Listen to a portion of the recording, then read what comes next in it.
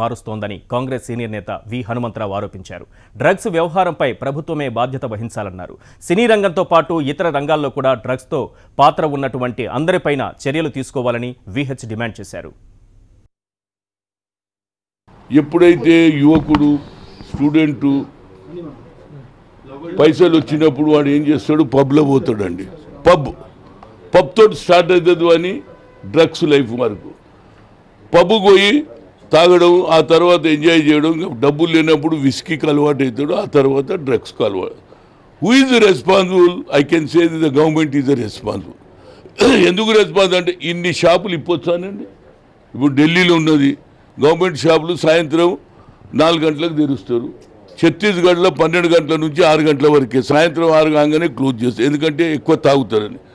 మీరే షాపులు పెంచుతారు, మీరే పర్మిట్లు ఇస్తారు, హైవేలో కూడా మీరే ఇస్తే డ్రగ్స్ రాకుంటే ఏం చేస్తామండి?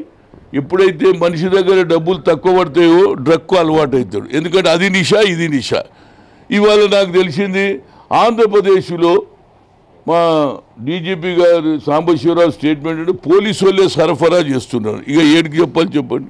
ఇన్నదానిక సినిమా యాక్టర్లు అన్నారు, ఇప్పుడు పోలీసు వాళ్ళే సరఫరా చేస్తున్నారంటే ఇది ఎంత దానికి ఏమన్నా ఎవడు మాట్లాడినా ఇది కాంగ్రెస్ పాపం. ఇంకెన్ని రోజులురా కాంగ్రెస్ పాపం? 3 ఏళ్ళు అయిపోయింది. ఏదైనా డ్రగ్స్ను ఆపడానికి ప్రభుత్వం చర్య తీసుకోవాలి.